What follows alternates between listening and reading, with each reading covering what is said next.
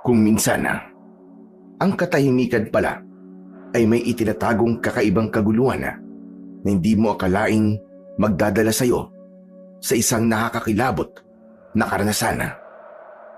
Iniwan mo ang trabaho mong tagapagpatupad ng kapayapaan, pero magiging mitya rin pala ng isang labang pasikot-sikot at nagsasangkot ng mga nilalang ng kadiliman, mga aswang. Ganito ang karanasang ibabahagi ko sa inyo.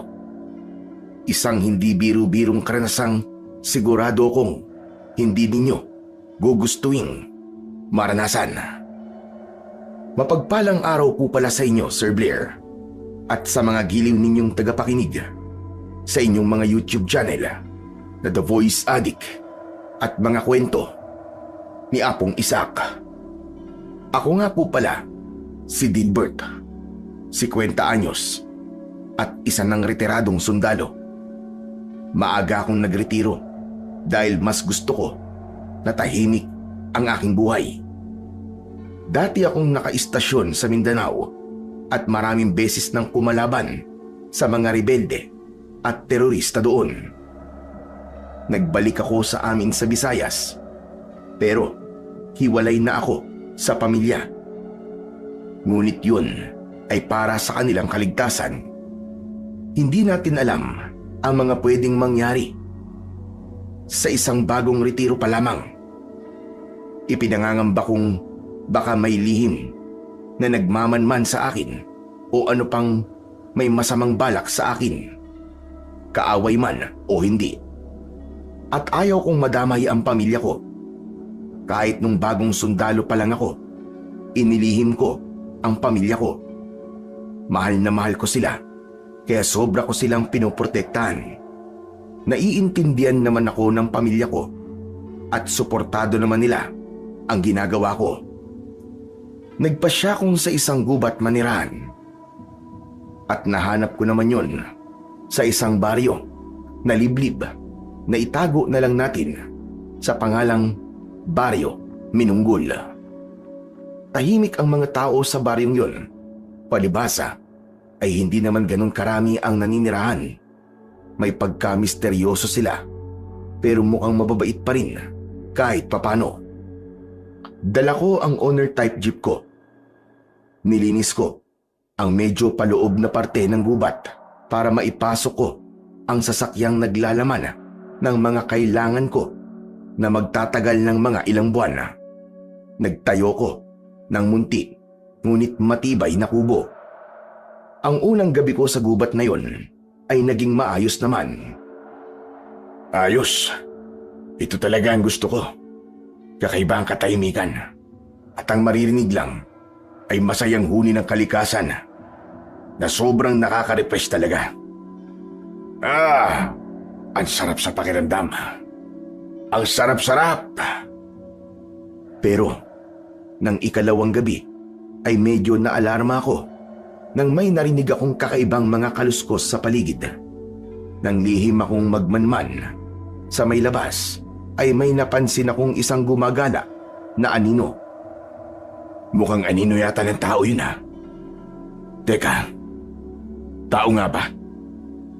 Hindi lang pala ako nag-iisa rito.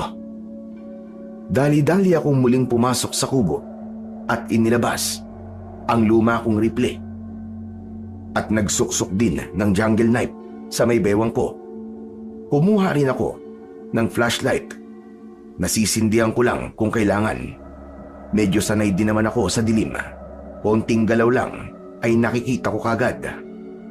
Nang muling paglabas ko ay nagulat pa ako nang makita ko ang isang batang lalaki na nakatayo sa may pintuan ng kubo.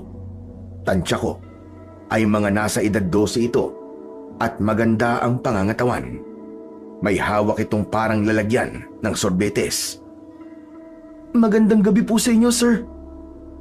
Sino ka, bata? At anong ginagawa mo sa gubat na ito?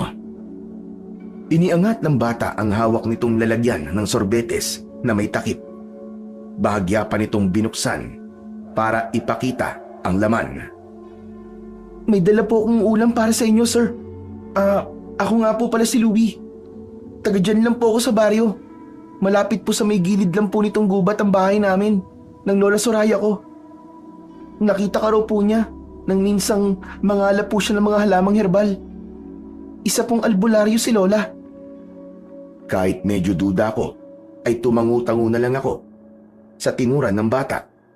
Medyo nagtataka ko kung paanong nakakakita ito sa dilim, sa gubat, gayong wala itong dalang kahit na anong ilaw. Wala rin namang buwan sa kalangitan, pero para namang nababasa nito ang isip ko dahil sa sumunod nitong sinabi. Siya nga po pala, sir. Baka nagtataka po kayo. Sanay na po kami ni Lola sa dilim po ng gabi rito sa gubat. Saka, kaya rin po wala akong dalang ilaw ay para po hindi ako mapansin ng mababangis na hayop o ano pa man pong nilalang na meron dito. Saka, meron pong ipinabibilin si Lola sa inyo. Anong bilin? Tsaka, bakit kailangan sa gabi mo pa sasabihin sa akin? Ano nga po pala ang pangalan niyo, sir? Hindi ko pa po alam ang pangalan niyo eh. Dilbert. Dilbert ang pangalan ko.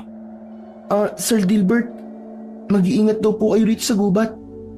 May mga aswang po kasing nagkukuta sa gitna ng gubat eh. Ligtas pa naman daw po kayo rito sa parting ito ng gubat.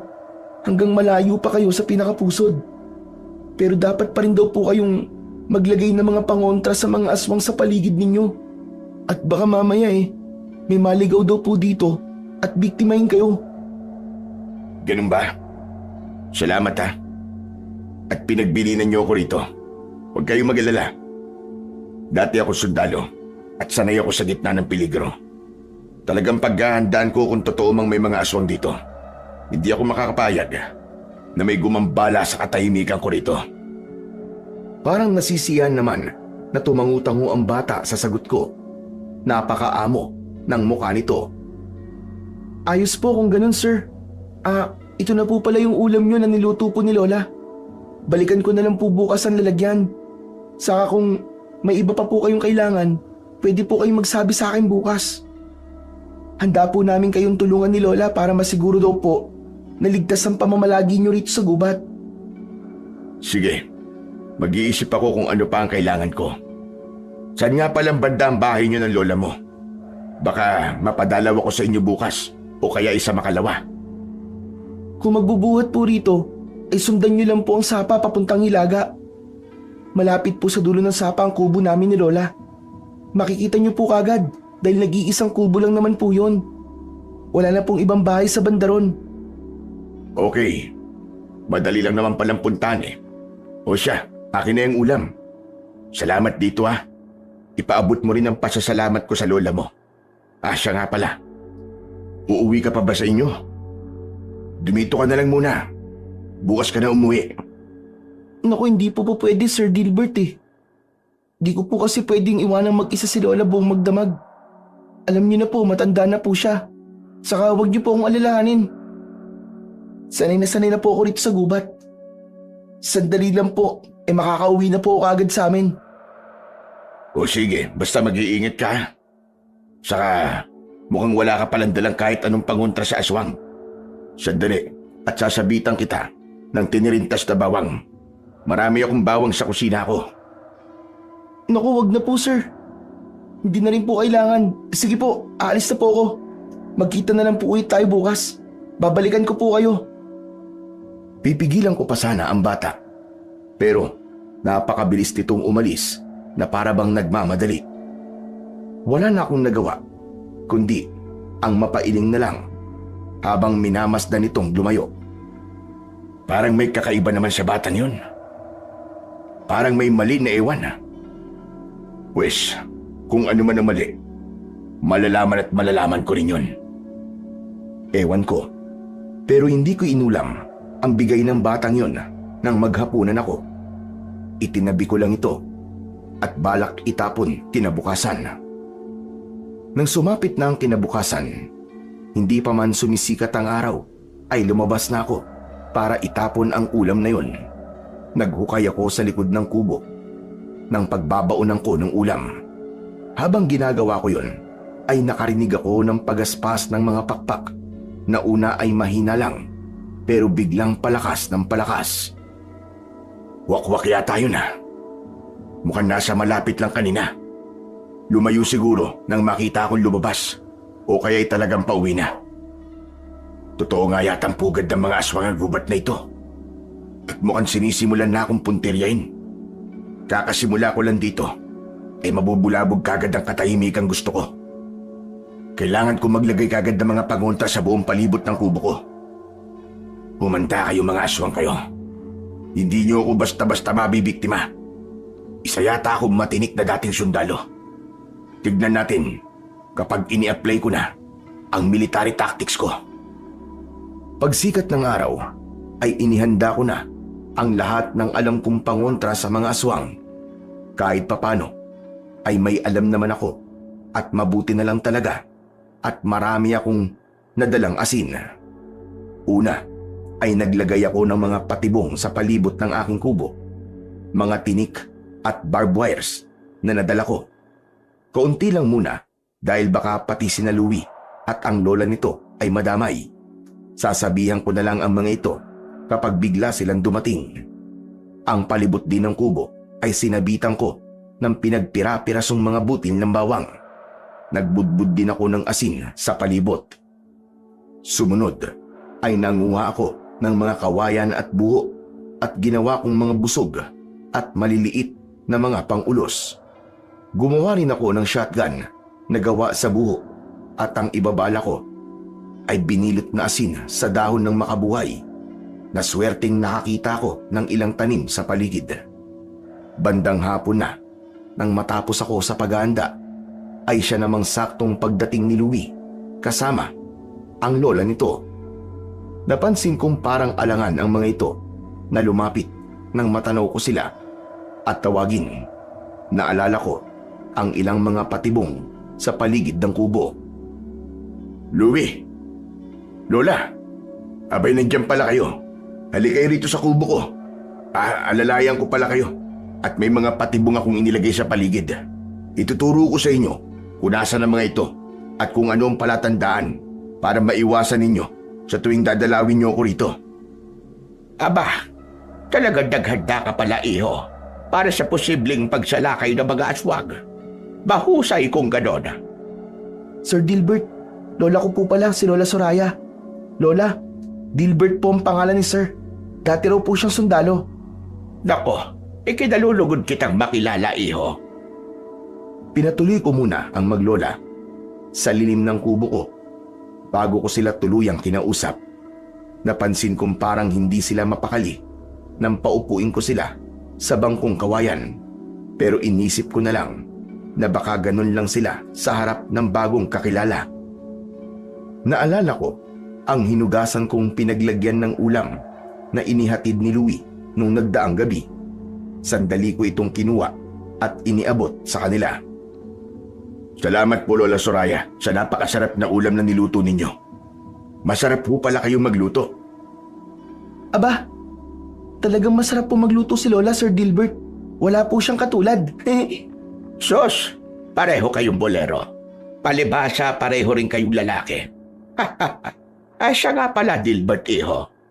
Wag na wag ka palang papasok sa pinakapusod ng gubat na ito. Mas maiging dito ka na lang sa medyo gilid. Mas ligtas kasi rito. Totoo po ba talagang kuta ng mga aswang ang pusod ng gubat, Lola? Paano niyo po pala nalaman yun? Ang totoo, iho, ay matagal nang sinasalot ng mga aswag na yon ang Baryo Minunggol. Sumasalakay sila sa baryo tuwing kabilugan ng buwan. Ako na isang albularyo. Ang mga katulad ko, ang tanod ng baryo para pigilan ang pagsalakay ng mga aswag. Magagaling at tuso ang mga hayop na mga aswag na yon dahil sila ay militanteng mga aswag. Ano kanyo? Militanteng mga aswang? Oo, iho. Tama ang dinig mo. Mga sundalong aswang sila.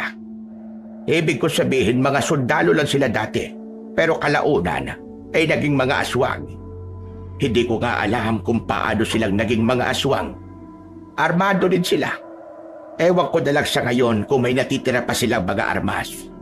Sa ilang beses na rin kasi naming nakipaglaban sa kanila, ay nakakakumpiska kami ng kanilang mga armas, pero nahihirapan pa rin kaming talunin sila. Hindi ko alam kung paniniwalaan ko ba ang kwento ni Lola Soraya. Parang imposible naman kasi na may aswang na sundalo. At kung may maipapakita siyang mga armas na nakumpiska raw nila, siguro ay saka lang ako maniniwala. Isa pa, naisip ko ang tunog ng wakwak kaninang madaling araw. Baka normal na mga aswang lang ang talagang tinutukoy nito. Alam ko, iho, na hindi ka basta-basta maniniwala sa kwento ko. May mga pruweba ko. Sa bahay ko ay bumisita ka minsan at ipapakita ko sa iyo ang ilang mga armas na nakumpiska namin sa militanteng mga aswang. Sundalo ka mismo, hindi ba? Kaya sigurado kung matutukoy mo kung lehitimong sa sundalo ang mga yon o hindi. Ngayon na kaya ho tayo bumisita sa inyo. Gusto ko po talaga makasiguro. Ay, pero hindi mo na sa ngayon, iho. Lalo at hapon na. Kulang 1 oras na lang ay magdadapit hapon na. Delikado nang nasa labas pa tayo sa mga oras na yon. Bukas ng umaga ka na lang siguro bumisita. Lola, kung sumaglit po kaya ako sa kubo natin at kumuha ng armas na sundalong nakumpiska natin noong nakaraan. Dako, wag na, apo. Mabilis lumipas ang oras kapag hapon na. Paano kung sa pagbabalik mo ay matiyempohan ka ng militanteng aswang na nagmamasid na pala rito sa parting ito? Sakasaglit na lang ay kailangan na rin nating umuwi kagad. Sasabihin ko na pala sa iyo, Dilbert, kung ano talaga ang sadya ko kaya pinuntahan ka namin ngayon.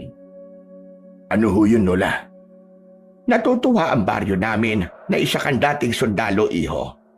Ikaw ang kailangan na makatulong sa amin para matalo ang militanteng mga aswang na nagkukuta sa pusod ng gubat na ito.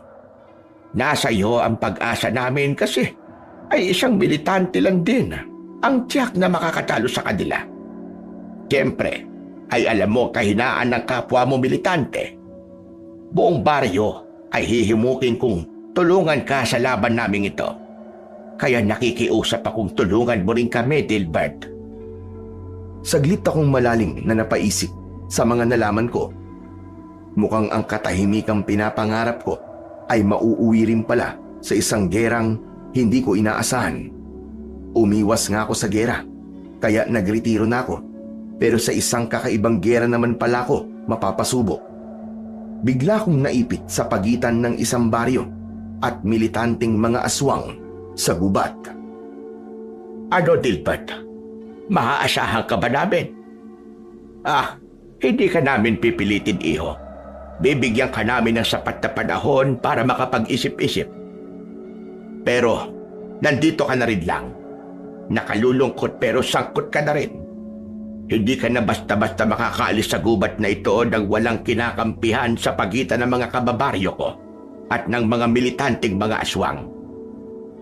Magbuhat sa pagbisita namin ito, Dilubi, ay may mga mata ng lihim na nagmamatiyag sa atin. Kaya iba yung pag-iingat simula ngayon ang kailangan natin. Pag-isipan at timbangin mo sanang maigi ang lahat, Dilbert.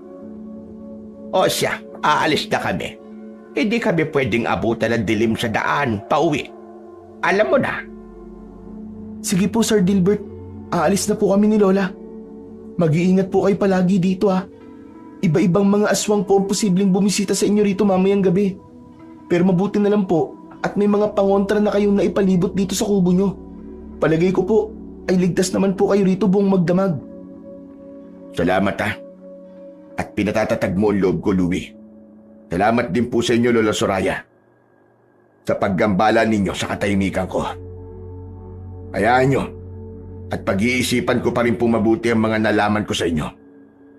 Kapag nakapagdesisyon na ako, ay pupuntahan ko na lang kayo sa inyo. May pagkasarkastiko ang sagot ko. Hindi ko talaga kasi nagustuhan ang sadya nila sa akin. Para bang inuobliga pa ako sa mga bagay na ayaw ko na. Hindi ko ugaling magpaka-plastic. Nang paalis na sila, ay napansin kong papasimula na pala kagad ang takip siling. Nagmamadali pa nga ang maglola sa paglalakad. Ano ba yan, Apo?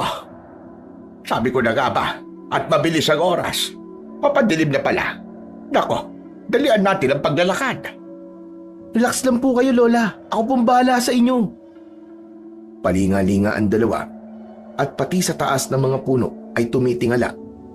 Hanggang sa maya-maya ay napansin ko mula sa itaas ng isang mataas na puno, may nilalang na maingat na bumababa. Lumalaylay ang dila nitong nagsasangang parang ahas. Isang tiktik. Halatang nakaabang ito sa maglola. Naalerto ko ng sandaling yon at mabilis na kinuha ang ginawa kong shotgun sa loob ng kubo. Nagbulsa rin ako ng ilang balot ng asin sa dahon ng makabuhay bilang pambala. Paglabas kong muli ay saktong patalon na dadambahin na sana ng tiktik si Louie, pero naging mabilis ang reaksyon ko. Kaagad kong inasinta ang tiktik. Nang umangang pa, pinatamaan ko ito sa mismong bunganga. Kaagad nalaglag ang nilalang na yon na umaatungal habang umuusok ang bungangang nasabugan ng asin. Gulat at takot na takot naman ang maglola sa kanilang nasaksihan. Takot silang lapitan nito. Pesting tik-tik na ito. Hayan, buti nga sa iyong hayop ka. Akala mo naman ay basta mo na lang kami makakanti na maglola. Balas mo na lang dahil may tagapagtanggol kami. Buti nga sa'yo. Hayang kasi. Ayaw ninyong sumunod eh. Biglang siniko ni Lola Soraya si Louie, kaya napahinto sa pagsasalita ang bata. Ako naman ay napakunot ng noo. Mabilis ko silang nilapitan para tuluyang patayin ang tiktik na noon ay kumikisay-kisay na. Ano bang sinasabi mo, Apo? Tumigil ka nga. At baka kung ano na naman ang masabi mo. Hay, naku kan talaga.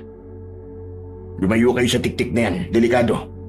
At baka makawit pa rin kayo ng matatalas niyang mga kuko. Tumalikod kayo at tatapusin ko na siya. Sumunod naman sa akin ang maglola. Pagkatalikod nga nila, ay kagad kong inilabas ang pang-ulos ko na gawa sa buho. Makaraan, ay pabigla kong kinalawit ng braso ko ang leeg ng tiktik mula sa likuran nito. Sabay tuhog kagad ng pang-ulos sa ilalim ng panga nito at isa pang tuhog sa tapat mismo ng puso nito. Kaagad bumulagta ang tiktik at wala ng buhay. Nang marinig ni na Lola Soraya at Louie ang huling pag-igik ng tiktik, ay agad lumingon ang mga ito. Nanlaki ang mga matang nakatitig sa tiktik na naliligo sa sariling dugo. Patay na siya. Pero para mas makasiguro tayong hindi na ulit siya mabubuhay pa. Teka, may ibibigay pala ako sa iyo, Dilbert. May dinukot ang matanda sa bulsa ng suot nitong mahabang palda.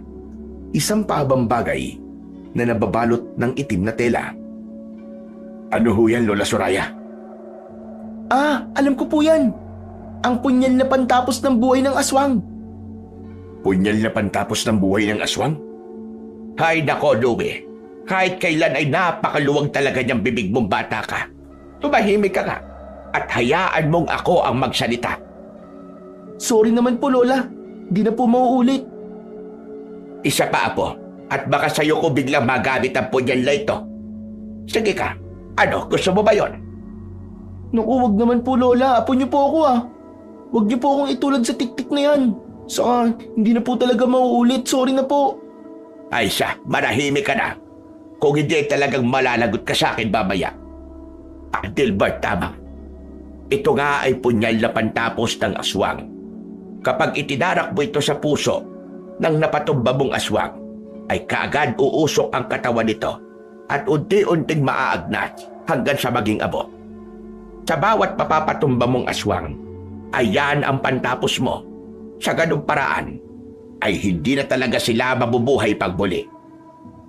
Nahihiwaga ang nakatingin lang ako sa punyal na iniabot sa akin ni Lola Soraya.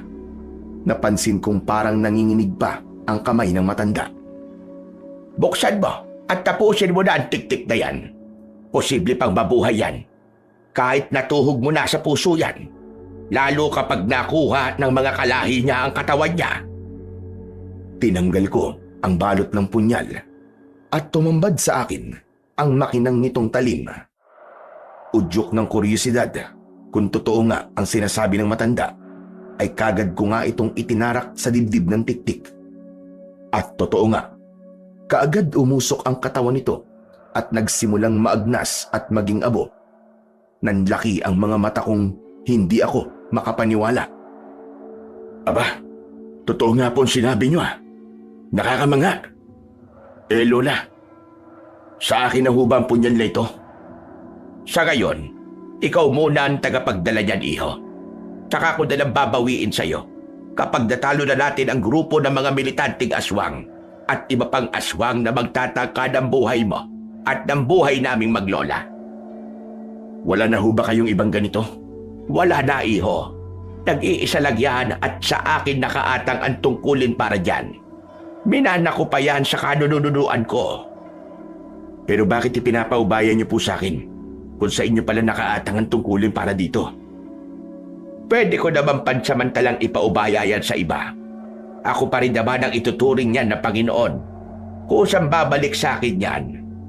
Kapag nalubos na ang layunin nito na naaayon sa kagustuhan ko, tutulungan ka niya na lipunin ang mga aswang na kailangan lipulin.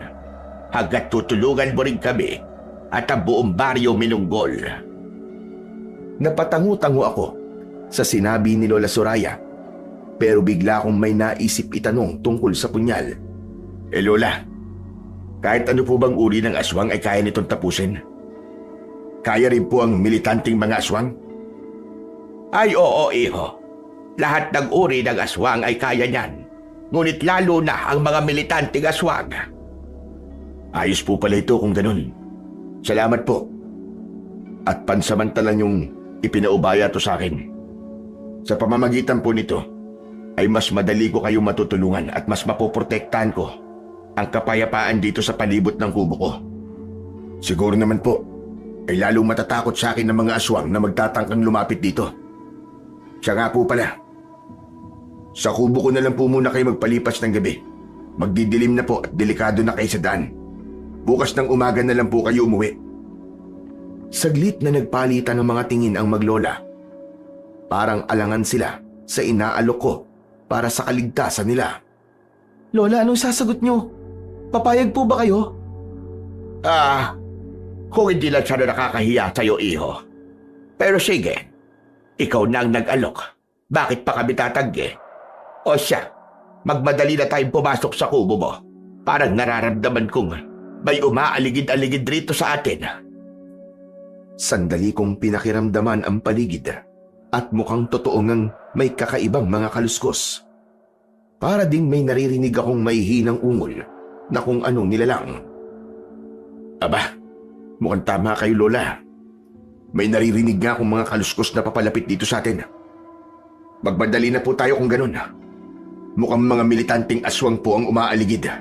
Kailangan ko pong tahimik at palihim na mag-scout mamaya para makasiguro kung ligtas tayo buong magdamag.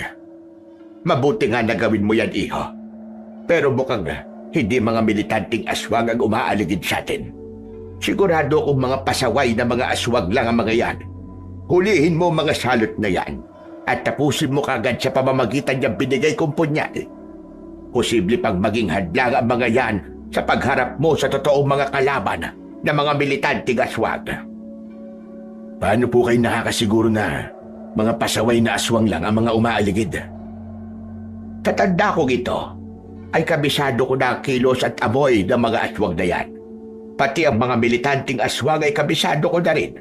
Kaya wag mo sana akong pagdududahan, iho. Kung sa bagay nga ho, hindi ko nga po kagad naisip yun. Pasensya na po kung napagdududahan ko kayo. Alam nyo na, hindi ko pa po kabisado ang gubat na ito. Naiintindihan naman kita, iho. Wala tayong problema doon. Ang importante ay nagkakaintindihan na tayo ngayon. Maya-maya ay napansin ko si Louie na parang walang katapusan ang pagsuri sa kabuuan ng kubo ko. Bawat sulok ay tinitig ng maigi at parang may kung anong kinatatakutan. Todo kapit pa ito kay Lola Soraya Nang pansinin ko ito, ay para bang napakislot pa ng bagya. O Louie, anong meron sa kubo ko? At bakit parang may kung ano kang kinatatakutan? Naku Sir Dilbert, hindi po sa natatakot ako. Parang nalulula lang po ako sa mga gamit nyo bilang isang sundalo. May kung ano-ano pa po pala kayong mga gawang sandata dito. Talagang handang-handa po pala kayo ha. Abay, ano pa ba aasahan mo sa isang dating sundalo, Apo? Malamang na talagang laging handa mga sundalo. Kaya sabi ko nga, siya talagang makatutulong sa atin laban sa mga militanteng aswang. Pati tayo mga taga-baryo ay maraming matututunan sa kanya. Hindi po ba kayo natatakot kay Sir Dilbert, Lola? Abay, bakit naman ako matatakot sa taong makakatulong sa atin? Tsaka isa pa, poprotektahan niya ang baryo natin. Kakampi natin siya laban sa mga pasaway na aswang at sa mga militanteng mga aswang. Makakatulog po kaya tayo ng maimbing dito, Lola? Saka, paano po ang hapunan natin? Bigla kong sumingit sa tanong na yon ni Louie.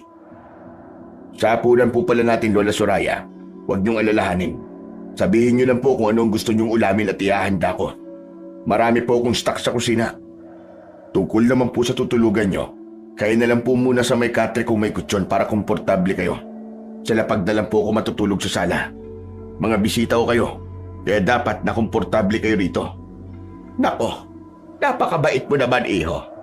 Ito kasing apo ko na ito. Saksakan talaga ng arte ko minsan. Huwag mo na lang ito ganong pansinin. May kakaibang allergy ito eh. Allergy sa kaartehan. Ay, ewan ko ba kung kanino nagmana ito. Ako na lola niya ay hindi naman maarte. Pati mga magulang niya nung nabubuhay pa ay pareho din namang walang kaartehan sa katawan. Itong mokong lang talaga na ito ang naiiba sa aming lahat. Madalas ko nga mapagalitan ito. Lola naman, kung ano-ano kagad ang ikinuwento nyo kay Sir Dilbert. Baka mamaya isipin yan binabai ako. Bakit kasi ang arte-arte mo? Ituwid ko lang ha, Dilbert. Lalaki itong apo ko. Sadyang ganyan lang siya kaarte. Naiintindihan ko po, Lola. Saka bata pa po kasi itong si Louie. Kapag nagbinata na po yan, ay paniguradong mawawala po ang kaartehan niya. Ano nga ho palang gusto niyong ulamin? Sandaling nag-isip si Lola Soraya bago sumagot. Napasulyap pa ito sa banda ng kusina ko. Ano nga ba ang madaling lutuin? Yung madali lang siya ng nguyain, iho. Ayoko ng mga ginisa-ginisa. Kung may mga gulay karyano, may mga talbos, ayos na sa amin ng apo ko ang nilagang gulay, iho. Ayaw namin ng mga bonggang ulam o mga ulam pang mayaman. Ayos ho. Marami po akong gulay sa kusina. Sige, dun po muna kayo sa kwarto. At ihahanda ko lang po ang panghapunan natin. At pagkatapos natin kumain, ay mag-i-scout na po ako sa labas. Magbabantay na rin po ako hanggang maghating gabi. Sisiguraduhin kong ligtas tayo dito. Inihanda ko na nga ang hapunan namin. Ang maglola ay nagtungo sa kwarto ko. Napansin kong maingat na maingat ang bawat pagkilos nila na para bang may hindi ako nakikitang delikado para sa kanila. Dahil nahihiwagaan ako sa mga kilos nilang yon, ay palihim ko silang inobserbahan. Panaka-naka akong sumusulyap sa banda nila habang nagkwekwentuhan sila. Maya-maya ay parang may iniabot si Lola Soraya kay Louie na isang botelyang hindi ko alam kung ano ang laman. Nakita kong naglagay ang bata ng konti sa palad nito at inihaplos sa mga kamay, leeg, batok at paa. Maging si Lola Soraya ay ganun din ang ginawa.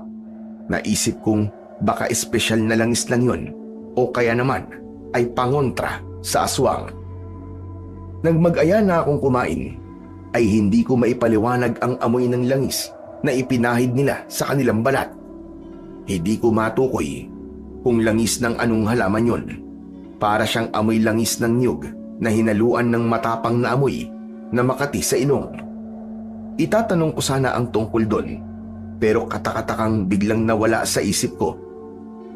Hanggang sa namalayang ko na lang, natapos na pala kaming kumain at sinisinop ko na ang pinagkainan.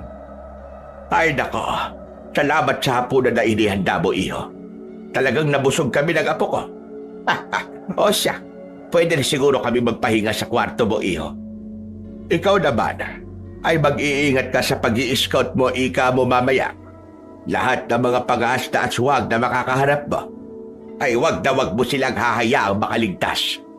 Tapusin mo sila na punyal ko. At kung may makita kang militanting aswang na naligaw sa banda rito, ganun din. Patayin mo agad. Hindi pwedeng makakabalik sila sa pusod ng gubat at ibalita na narito ka. Abay, mahirap na. Huwag ho kayo mag-alala, Lola. Akong bahala. Tahimik po akong kumilos sa dilim. Hindi rin po talaga ako papayag na mabulabog ang tulog nyo ngayong gabi. At tahimik na nga akong nag-scout sa labas ng kubo.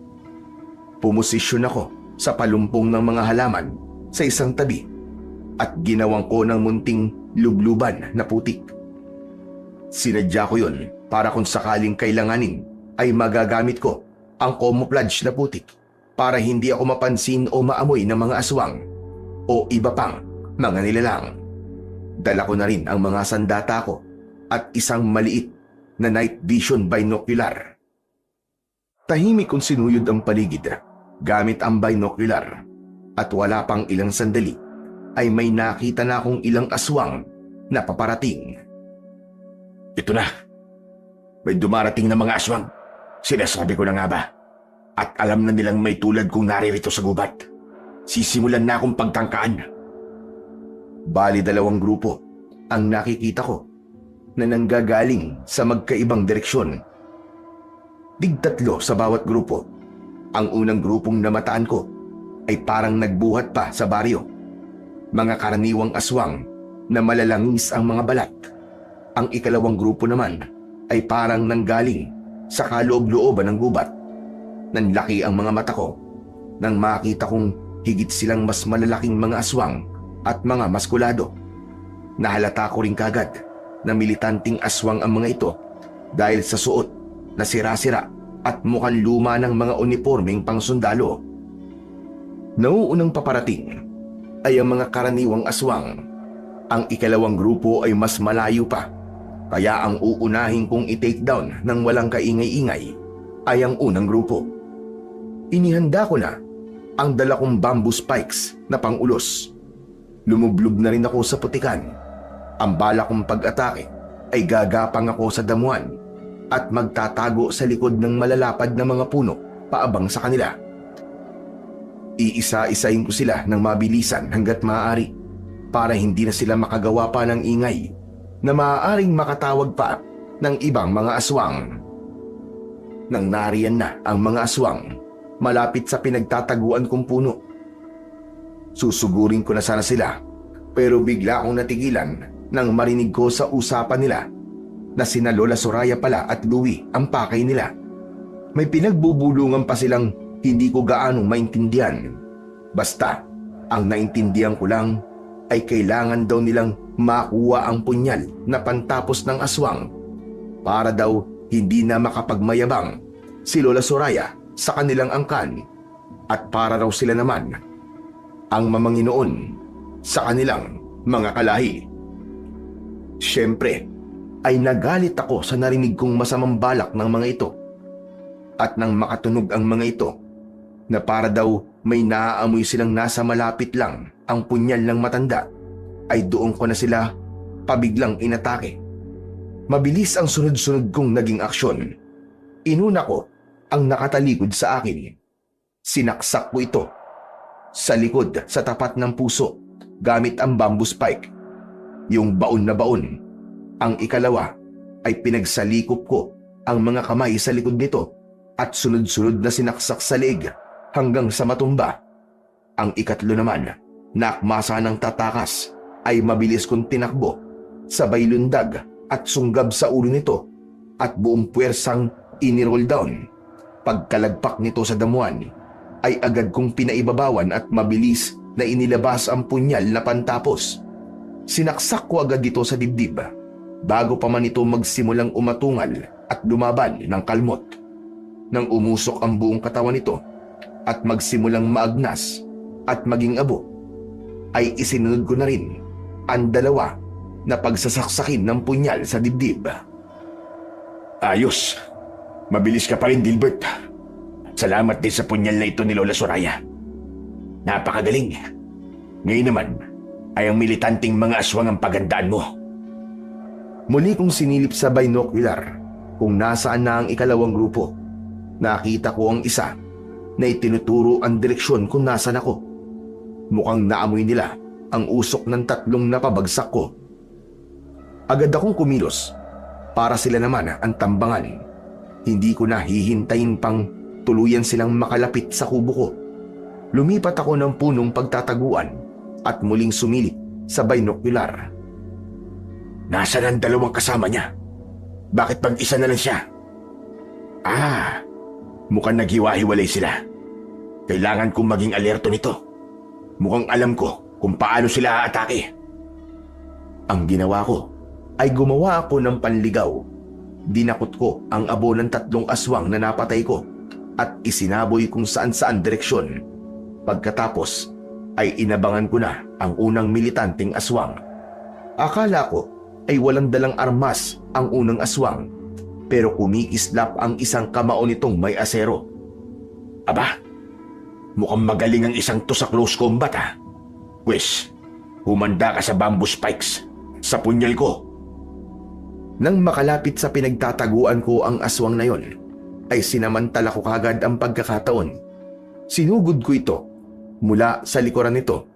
Ginamitan ko ng grappling technique. Sabay kong ipinulupot ang mga braso ko papasok sa kilikili nito at pasalikop sa batok nito, habang ang mga paa ko ay sa mga binti naman ito pumulupot. Ano pat sabay kaming natumba sa damuhan. Ako ang nakapailalim. Mahigpit ang ginawa kong pagkontrol sa malaking katawan ng aswang, at bago pa man ito tangkaing puwersahang tanggalin ang mga kamay ko, ay sabay ko nang itinarak sa magkabila ang gilid ng leg nito. Pailalim sa collarbone ang mga hawak kong bamboo spike. Hindi ko tinigilan ang pagbaon ng mga ito ng malalim hanggang sa huminto sa pagpalag ang aswang. Paghugot ko ng mga spike ay kagad bumulwak ang masaganang dugo sa leg ng aswang. Mabilis ko itong itinulak para makakalas ako. Pagkatapos ay kagad kong tinapos ng saksak sa dibdib nito gamit ang punyal ni Lola Soraya. Umusok ang buong katawan ng aswang at nagsimulang maagnas at unti-unting maging abo. One down. Ngayon ay humanda naman ang dalawa. Humanda ka rin, Dilbert, at baka may iba pang armas ang dalawa na hindi mo nalalaman. Nang sa babaling na ako sa kabilang banda, ay bigla kong natigilan nang makarinig ako ng atungal palapit sa akin. Dadapa pa lang sana ako sa damuhan para gumapang, ay saka ko naman napansin ang bulto ng ikalawang aswang na patakbong pasalubong sa akin. Naamoy pala ako nito. Kaya naman ay hinarap ko na kagad ito. Kaya lang ay medyo natakot ako nang makarinig ako ng kalansing ng kung anong metal, nang parang may kumislap sa tama ng liwanag ng buwan na nakapasok pa rin sa gubat. Ay noon ko lang napansin na may hawak pala itong makapal-kapal at mahabang kadena. Anak ng putya, mukhang mahihirapan ako sa isang to. Anong atake kaya magandang gamitin sa isang to? Kailangan ko ng liksi sa pag-iwas dito. Mukhang kailangan ko naman ng parkour technique dito. Tama, kailangan ko siyang akayin sa parte ng gubat na maraming mabababang mga sanga para magsilbi kong proteksyon at para hindi niya ganong magamit ang kadena niya sa paggampas. At ganun nga ang ginawa ko. Nang susugurin na ako ng ikalawang aswang, ay mabilis akong tumakbo papunta sa masasangang parte ng gubat. Lambitin doon, lambitin dito ang ginawa ko. Nagmukha akong si Tarzan. Sinamantala ko ring gamitin ang mga nakalambitin na matitibay na mga baging. Inihahampas ko ang mga ito para pumulupot sa leeg o katawan ng galit at atat na aswang. Isinabay ko rin ang paghahagis ng bamboo spike at pinunteriya ang mahihinang parte ng katawan nito tulad ng leg at mga mata. Nang matamaan ko ng spike sa pisngi ang aswang, ay lalo itong nagwala at lalong naging mabangis. Napilitan pa itong ihagis ang hawak na kadena sa direksyon ko ng ugod ng lakas. Anak ng putya, kamuntikan na ako ron ah. Mas galingan mo pa, Dilbert. Hindi ka dapat matamaan. Katapusan mo na kapag nagkataon na. Pumuntikan na talaga akong matamaan ng kadena. Mabuti na lang at kagad akong nakatalon pataas sa mas mataas na sanga ng puno. Talagang nabali ang sangang tinamaan ng kadena. Dahil dito ay gumanti ako sa aswang. Magkakasunod na hagis ng bamboo spike ang ipinatama ko rito. Ito sa iyong hayop ka. Matamaan sana ang mga mata mo. At nagtagumpay naman akong matamaan sa magkabilang mga mata ang aswang. Grabing atungal ang ginawa nito habang hipo-hipo ang bamboo spikes na hindi malaman kung huhugutin ba ang mga yon o hindi. Hanggang sa hinayaan na lang nito ang mga spike. Sumunod ay nagwala ito at desperadong inatake ang bawat madaanan nito. Inihampas-hampas nito ang mahabang kadena kung saan-saan. Ako naman, para hindi matamaan, ay lalo pang umakyat paitaas sa puno. Sa huli, sa kakahampas ng aswang ng kadena, ay tumama ito sa isang malapad at matigas na puno. Ang nangyari ay bumalandra ang kadena pabalik at pumulupot sa aswang. Doon na ito tuluyang natumba ng padapa. Ang bamboo spike sa mga mata nito ay lalo pang bumaon dahil doon ay nagkikikisay ang kawawang aswang. Hinintay ko munang tumigil sa paggalaw ang aswang bago ko ito tinapos sa pagsaksak sa likod nito sa tapat ng puso gamit ang punyal ni Lola Soraya. Tulad ng unang aswang, agad umusok ang buong katawan nito na agnas at unti-unting naging abo. 2 down. Isa na lang. Ano naman kaya ang dalang armas ng panghuli? Ang una ay asero.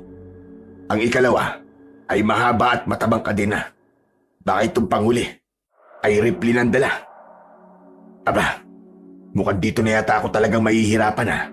Dapat pala ay dinala ko rin ang rifle ko. Baka magdagsaan na rin ng mga aswang maya-maya dahil sa malakas na atungan ng buwisit na dekade ng aswang na ito. Kailangan ko nang magtago ulit at aabangan ko ang ikatlo. Pero napansin kong parang ang mga kaluskos sa paligid ay unti-unting nawawala. Parang nabaligtad ang inaasahan kong magdadagsaan ng iba pang mga aswang. Bigla namang tumahimik. Nakapagtataka. Para makasiguro, ay sumilip ulit ako sa dala kong binocular kung saan saang direksyon ko ito itinutok. Pero mukhang wala na ngang kaaswang-aswang sa paligid. Nang itutok ko naman sa huling direksyon, wala rin akong nakita. Ibababa ko na sana ang binocular nang mapansin kong parang may humawi sa mga halaman. Nang muli kong tutukan ang bandang yun, ay nanlaki ang mga mata ko sa nakita kong lumantad na aswang. Sakto pang tutok na tutok sa mukha ng aswang na yon at hindi ako maaaring magkamali. Pamilyar sa akin ang itsurang yon. Erwin? Si Erwin? Isang militanteng aswang? Si Erwin ay dati kong kasamaang sundalo. Nagkahiwalay lang kami ng madestino ito sa ibang lugar at magkaroon daw ng kung anong voluntary testing unit. Simula noon ay wala na akong naging balita sa kanya. Hindi pwede ito. Paano kung kakalabanin ng dati kong kaibigan? Hindi ko talaga siya kayang patayin. Huhulihin ko na lang siya ng buhay. May mga kailangan akong malaman kung paano siya naging aswang. Sigurado rin akong hindi niya ako basta-basta kakalabanin. Kilala pa rin naman siguro niya ako. May maganda kaming pinagsamahan. Pero paano pala kung kinalimutan niya na yun? Hindi. Hindi yung ganun kadaling kalimutan. Basta, bahala na. Magtatago na sana ulit ako sa likod ng isang malapad na puno. Pero biglang may mabilis na mga kaluskos na papunta sa direksyon ko. Kasunod nito ay nakarinig ako ng boses na nagsasalita. Si Erwin mismo. Alam kong ikaw yan, Dilbert. Naamoy kita. Kilala ko ang amoy mo. Saka anong ginagawa mo rito sa gubat na ito? Hindi ka na dapat pumarito pa. Erwin, ikaw ba talaga yan? Paano ka naging aswang? Walang ano-ano, ay biglang palundag na tumambad si Erwin sa harap ko. Napakapangit ng itsura nito. Mapupula. Ang nanlalalim na mga mata. Maumbok ang bunganga dahil sa nag-uuslian nitong matutulis na mga pangil. Buwaghag at matitigas ang mga buhok nito na parabang mga alambre. Ang mga kuko sa kamay ay may itim, mahaba at matutulis. Nakakasulasok ang amoy ng luma at punit-punit nitong uniforme. At tulad ng hula ko, ay may hawak nga itong isang rifle. Mahabang kwento, Dilbert.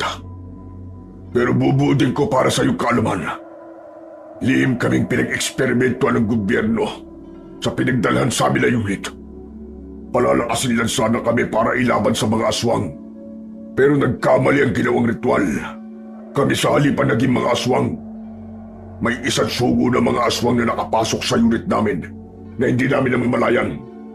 Ito mismo nagsagawa ng ritual. At simula noon, ay pinabayaan naman kami ng gobyerno. Ang gubat na ito ngayon ang pinakahuka namin. Kung paano kami napadpad dito, ay di namin nalaman kagad. Huli na, nang may napagtanto kami. Nang bibiktima kayo ng mga tao? Sasagot pa sana si Erwin, pero bigla itong naalerto at itinutok ang hawak na rifle sa bandang likuran ko.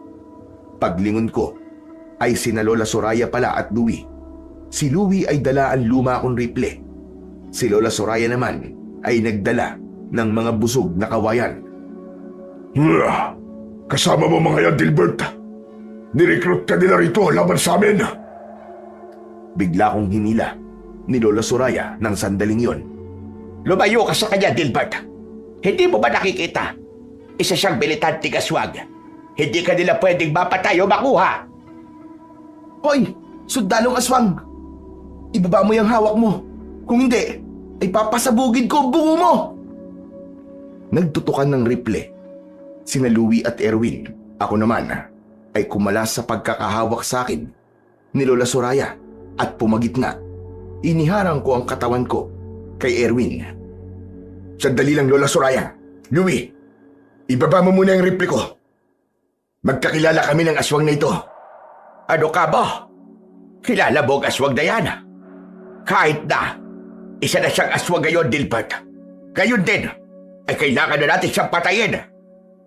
Dilbert, lumayo ka sa dalawang yan. Hindi mo ba alam na? Biglang sinenyasan ni Lola Soraya si Louie. Napaputokan na si Erwin at kagad naman yung sinunod ng bata. Pero dahil hindi ito sanay sa armas na hawak, ay sa balikat lang ni Erwin ang tinamaan nito. Lumagapak si Erwin sa damuhan. Mabilis kong inagaw ang rifle mula kay Louie. Pero si Lola Soraya naman ang umatake kay Erwin. Tutuhugin na sana nito si Erwin sa dibdib, pero nakaiwas ito at nagpagulong-gulong palayo. Papuputokan naman sana ni Erwin ang matanda, pero mabilis ko namang sinugod si Erwin at ibinaling ang rifle sa ibang direksyon. Kaya nang pumutok ito ay walang natamaan. Makaraan ay inagaw ko rin sa kanya ang rifle. Tanga ka, Dilbert. Hindi mo dapat inilihis ang rifle ko. Hindi ka dapat nagtitiwala sa maglolang yan. Dapat na silang mamatay eh.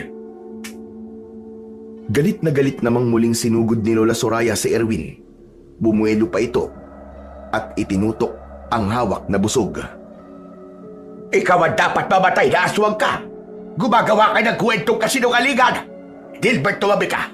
Tatapusin ko na ang aswang na yan. Dahil galit na galit si Lola Soraya, ay wala na akong nagawa kundi ang tumabi. Naglaban sila ni Erwin, pati si Louie ay nakisali na rin. Ako naman ay hindi ko malaman kung sino ang papanigan ko. Nang unang makausap ko si Erwin, sa mga mata niya ay nababasa kong katulad pa rin siya ng dati. Matino pa rin mag-isip sa kabila ng nagbago nitong katauhan. Kay Lola Soraya naman ay medyo nagduda ko. Sa pagitan nilang dalawa ay si Erwin ang mas kilala ko. Habang naglalaban sila ay sandali akong nag-obserba. Napansin kong habang tumatagal ang laban ay parang may pinipigilan sa kanilang pagkatao ang maglola.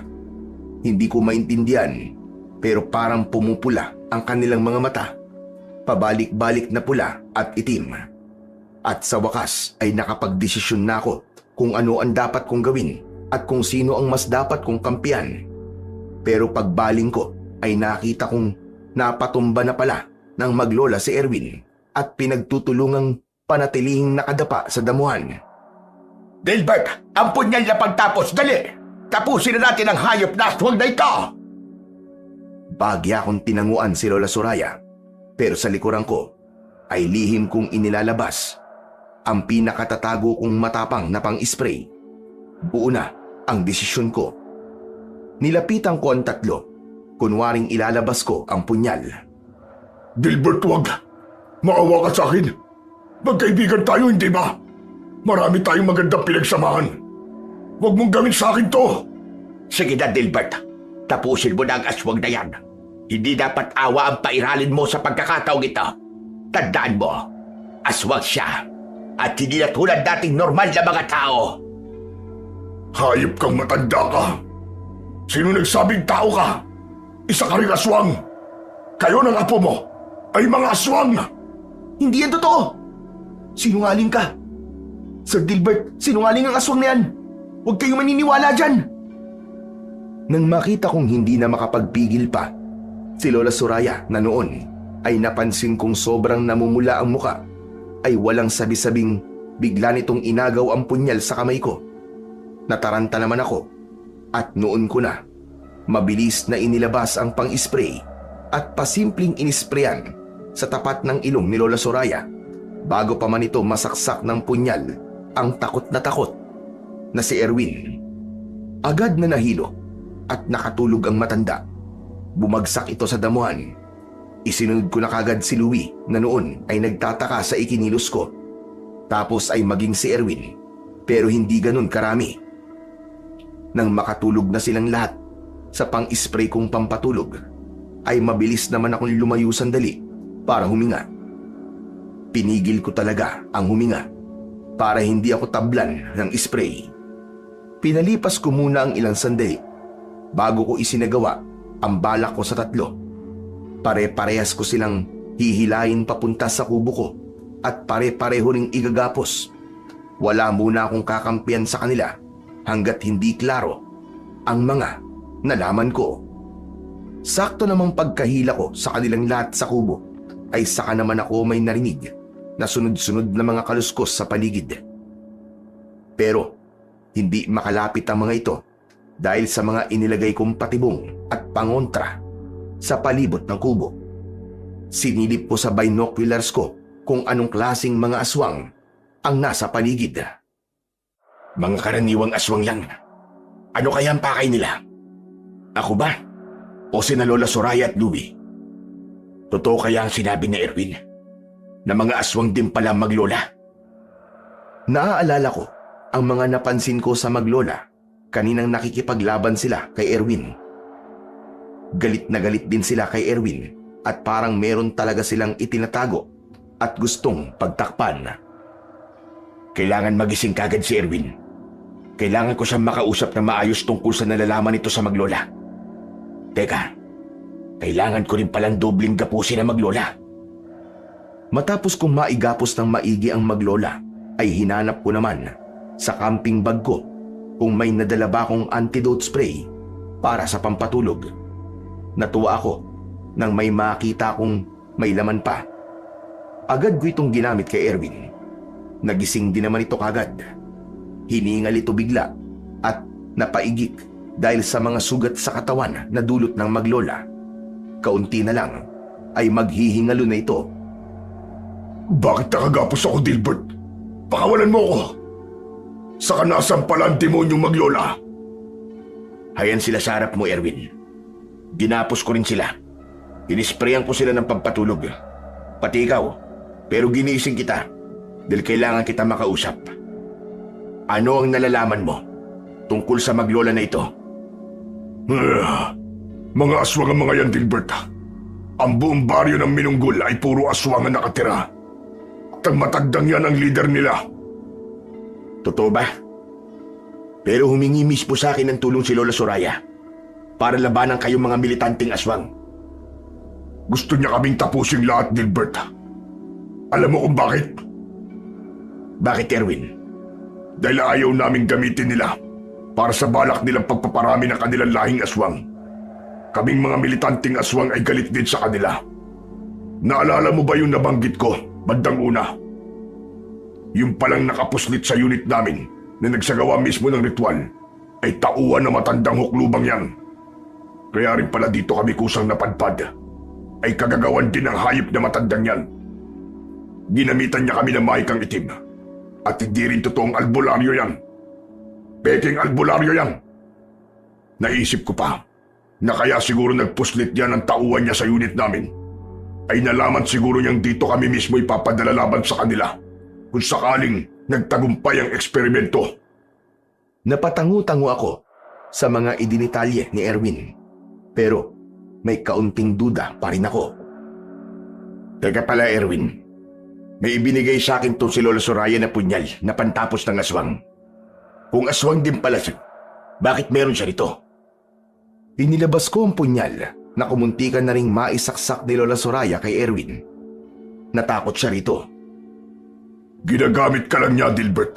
Sabi ko nga, ay balak talaga niyang tapusin kaming lahat. Yan din talaga ang balak ni Boss Gilier.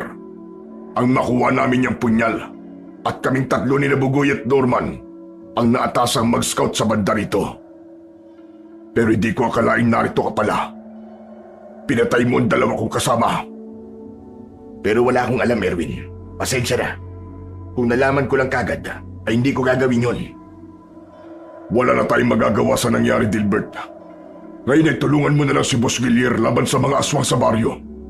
Nararamdaman ko sila sa paligid. Nag-aabang lang sila sa hudyat na ibibigay ng buwisit na matandang yan. Sinasabi ko sa iyo, matapos ka nilang gamitin, ay ililigpit ka rin nila kagad. Kaya ngayon pa lang ay patayin mo na ang maglolang yan. Tapusin mo na sila sa pamamagitan ng punyal na yan. Huwag mong masyadong ilakas ang boses mo at baka marinig ng mga aswang sa paligid ng pinag-uusapan natin. Tsaka may iba akong plano. Hindi ko munang pwedeng patayin na maglolang ito, Erwin. Kung gagawin ko yon, ay matutunugan ng mga kababaryo niya at sigurado kung may plano na kagad silang isasagawa laban sa akin. Pati na rin sa inyo.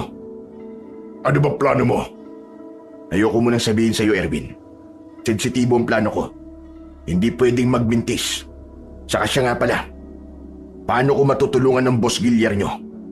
Saka, ano bang plano niya sa mga aswang sa baryo? Mabuti at naitanong mo yan, Dilbert.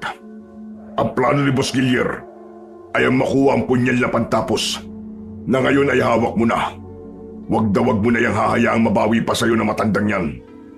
Kapag nakuha na yan ni Boss, ay madali na lang ang paglusob na plano namin. Oo nga pala, tama. Hindi mo pa pwedeng patayin ang huklubang yan.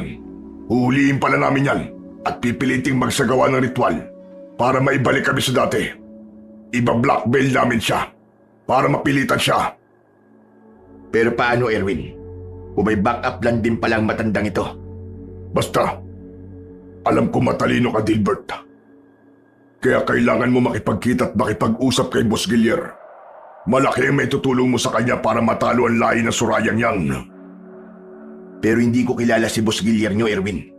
Tsaka paano ako nakakasigurong hindi niya ako gagawa ng masama kapag nakita niyang isa lamang akong tao? Hindi mo siya kilala, oo. Pero ikaw ay kilala niya, Dilbert. Isama mo ko habang buhay pa ako. At ako magpapatotoo sa kanya. Nakakampi ka namin. At hindi ng baryo ng mga aswang ng Sorayang yan. Nang biglang umungol si Lola Soraya, ay natigil ang pag-uusap namin ni Erwin. Sinenyasan ko siyang huwag munang maingay. Hinila ko siya at itinago muna sa kusina para hindi siya makita ng matanda Kailangan ko ring makausap ang matanda para mapulido ko ang niluluto kong plano. Dito ka muna, Erwin, ha? Wag na wag ka munang gagawa ng kahit na anong ingay. Kailangan ko lang din makausap si Lola Soraya. May kukumpirmahin lang ako. Huhulihin ko siya sa sarili niyang bibig na hindi niya namamalayan. Mag-iingat ka sa kanya, Dilbert. Tuso matandang yan. Muli kong binalikan si Lola Soraya. Inihanda ko na rin ang pang-spray ko na pampatulog. Pabalik na ang malay nito. Ganon din si Louie. Nagulat pa ang mga ito nang matuklasang nakagapos ang mga ito sa iisang poste sa pinakagitna ng kubo. Dilbert, anong ibig sabihin nito? Bakit nakagapos kami ng apo ko? Pakawalan mo kami. Nakadasan na ang militanteng aswang na sugatan. Napatay mo ba? Nasaksak niya yata, Lola, ang hayop na sinungaling na yun. Di po ba, Sir Dilbert? Sumakay na lang ako sa sinabi ni Louie. Naisip kong may pagkaulyanin pala si Lola Soraya. Kung ganun, ay pwede ko pala itong bilugin. Tama ka, Louie. Naging abo na siya. Kalagan mo kami, Dilbert. Bakit mo ba kami ginapos? Nang ilabas ko ang punyal na pantapos at nilaro-laro sa palad ko, ay napansin kong medyo kinabahan si Lola Soraya. Pero agad nitong itinago ang nararamdaman. Si Louie naman ay nasulyapan kong napalunok ng laway. Kalagan mo na kami, Dilbert. Nararamdaman ko maraming mga aswang na nag-aabang sa labas. Baka bigla silang sumugod dito. Paano na kami ng apo ko? Baka mga militanteng aswang din ang mga yan. Kalagan mo kami. Relax lang ho kayo, Lola. May tatanong lang muna ako sa inyo. Bago ko kayo kalagan. Gusto ko lang po makasiguro sa isang bagay. Ano bang itatanong mo? Itanong mo na habang nakakapagpigil pa. Basta, itanong mo na. May nakapagsabi po sa akin tungkol sa punyal na ito, Lola. Naniniwala po kung alagad ng liwanag ang totoong may-ari nito at hindi alagad ng dilim. Tama po ba ako, Lola? Oo, tama ka, iho. Tulad kong alagad ng liwanag lang ang pwedeng magmay-ari at mamanginoon dyan. Kapag nasugatan po ba nito, ang pinapanginoon nito ay hindi siya maano, Lola? Halimbawa, sugatan ko kayo ngayon ng punyal na ito. Anong mangyayari sa inyo? Ano bang klaseng tanong yan, Dilbert? Pinagdududahan mo ba ako? Kung ano man ang mga nalaman mo mula sa militanteng aswang kanina, ang mga yon ay puro kasinungalingan lamang. Tandaan mo, tuso ang mga aswang. Tuso! Magaling silang humabi ng mga kwento para mapaniwala ka. Natanong ko lang naman po, Lola. Galit na galit kagad kayo. At bigla namang sumingit si Louie.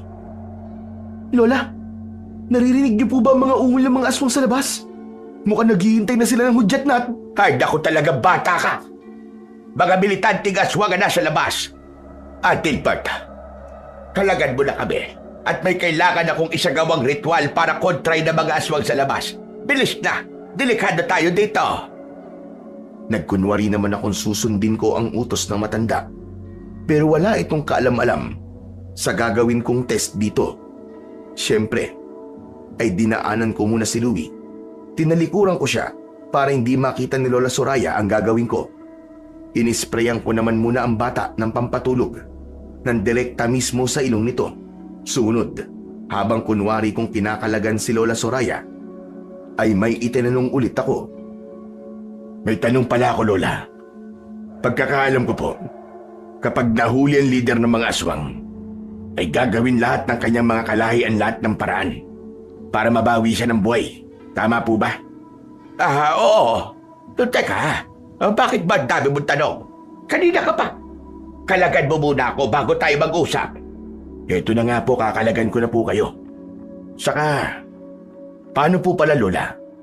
Kapag aksidenteng napatay ang leader ng mga aswang, halimbawa po, ay napatay ko ngayon ang leader ng mga militanteng aswang. Ano na po ang mangyayari sa kanyang mga alagad na aswang? Aba di maghihina ang mga aswang dahil wala na silang leader. Mas madali natin silang mauubos kapag ganun. Ganyan din ang plano ko sa leader ng mga militanteng mga aswang. Sige na, kalagan mo na ako. at pagtutulungan na nating isagawa yon. Matagal lang nagtitiis ang buong baryo namin. Panahon na para tuldukan ang pagtitiis namin sa mga hayop na militanteng mga aswang na yon. Pero paano po natin mahuhuli ang leader ng mga militanteng aswang? Sa pamamagitan mo, isa ka ring militante, di ba? Dapat ay alam mo ang kahinaan nila. Yun mismong makakatalo sa kanila. Eh ano naman po ang kapalit na gagawin kong pagtulong sa inyo? Aba, bayani. Bayani ang magiging turing namin sa iyo ng buong baryo. Baka pa nga ituring ka nilang parang Diyos. Iba tumanaw ng utang na loob ang mga kababaryo ko, iho. Hehehe, itong punyan lang po na ipinaubayan niyo sa akin ay sapat na pong premyo para sa akin. Akin na lang po ito Pwede naman, iho. Teka nga, parang nakakahalata na ako Kakalagan mo pa ba ako o hindi na? Medyo galit na noon ang tono ni Lola Soraya. Mukhang hindi na makakapagpigil pa, pero parang natuwa naman ako roon. Kaya sa halip ay ginatungan ko pa. Anong gagawin nyo kung ayaw ko nga kayong kalagan? Huwag mo kong subukan, Dilbert. Hindi mo alam kung paano ako magalit. Baka magsisi ka. Louie Apo, humanda ka na. Yung hudyat, gawin mo na. At inilantad ko si Louie kay Lola Soraya. Nang makita ito ng matanda na tulog at lantang gulay ito, ay galit na galit ako nitong tinitigan. Apa, anong ginawa mo sa apo ko? Pwes magbabayad ka sa ginawa mo ngayon din, Gilbert. Nagulat ako nang biglang nagbago ng anyo si Lola Soraya. At dahil sa pagbabagong anyo niya tungo sa pagiging aswang, ay napansin kong nagsisimulang mapigtas ang mga gapos nito. Kaya naman ay nataranta ko. Mabilis ko siyang muling inisprayan ng pampatulog. Dinamihan ko yun para siguradong talab na talab at tapat na tapat mismo sa ilong niya. Hindi tuluyang nakapagpalit ng anyo ang matanda. Sa halip ay nahilo lang ito at muling nawalan ng malay. Pero kinabahan ako nang biglang magsiatungal din ang mga aswang sa labas. Parang atat na atat ang mga itong sumugod at naghihintay lang ng hudyat. Ang sunod kong ginawa ay dinagdagan ang gapos ni Lola Soraya. Sinigurado kong kapag nagpalit ulit ito ng anyo, ay hinding-hindi na muling mapipigtas ang mga ito. Sa pamamagitan ng binocular, ay muli kong sinilip ang mga aswang sa labas. Marami sila at parang nag-uusap-usap. Sigurado kong nakakatunog na ang mga ito sa nangyayari kay Lola Soraya. Dahil naman nakakasiguro na akong si Lola Soraya pala ang mas kalaban, ay binalikan ko si Erwin at kinalagan ito. Tama ka nga sa mga sinabi mo, Erwin. Ngayon ay naniniwala na ako sa iyo. Si Lola Soraya nga ang totoong kalaban. Salamat naman, Dilbert. Ngayon ay kailangan natin kumilos. Ramdam kong atat na atat na sumugod dito ang mga aswang sa paligid. Mga alagad na matandang hukluban. Ano na pala ang nangyari sa kanya? Ano na ngayon ang balak mo? Yung bata ang gagamitin natin, Erwin, para makaalis tayo kagad dito. Kailangan makabalik ka sa kuta ninyo at sasama ako. Dadalhin natin si Lola Soraya. Pero paano natin siya dadalhin? Gayong maraming mga aswang nakaabang sa labas. Basta, ako nang bahala. Si Louie nga ang gagamitin natin. Si Aling Soraya ay isisilid natin sa sako. Babalutin natin siya maigi para hindi mahalata at para hindi rin maamoy ng mga kababaryo niyang mga aswang. Sige, basta't siguraduhin mong walang mintis ang plano mo. Ang kailangan lang ay makapasok tayo ng konti sa loob ng gubat. May backup kaming paparating kapag natagalan na hindi kami nakakabalik agad. Tutulungan nila tayo kung sakaling biglang sugurin tayo ng mga aswang kapag nabuking nila tayo. Mabuti kung ganun. Ikaw pala, kumusta naman ang pakiramdam mo? Kakayanin mo pa bang kumilos ng maayos dahil dyan sa mga sugat mo?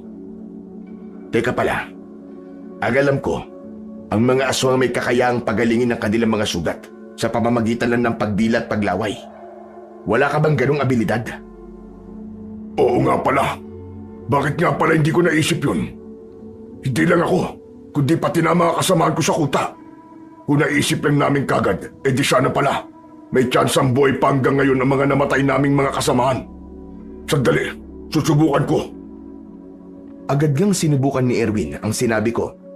Kung sa bagay, hindi ito natural na aswang, kaya hindi nito alam yun. At tulad ng inaasahan ko na ikinamangha ni Erwin, ay unti-unti ngang naghilom ang mga sugat nitong nilawayan niya. Aba, ang galing, Dilbert. Gumagaling na ang mga sugat ko. Salamat sa nasabi mo. Sabi ko na nga paano yan ngayon? E di konting pahinga lang ay makakabawi ka na rin sa lakas mo. Mas madali lang tayong makakatakas dito. Oo, Dilbert. Ngayon nga mismo, habang naghihilom ang mga sugat ko, ay ramdam ko na kagad ang pagbalik ng lakas ko. O siya, kailangan na natin kumilos. Isasako natin itong matanda at itatabi sandali. Tapos ay gigisingin ko na si Louie para sa plano natin pagtakas. Ikaw naman ay magtago ka ulit muna sa kusina. Nang gisingin ko nga ang batang si Louie, ay ang Lola Soraya kagad nito ang hinanap. Ni hindi nito naalala ang ginawa kong pag-spray dito. Sir Dilbert, nasan po si Lola Soraya? Naku Louie, kanina ay biglang may lumitaw at nakapasok ditong ilang militanteng aswang. Nadukot ang Lola Soraya mo.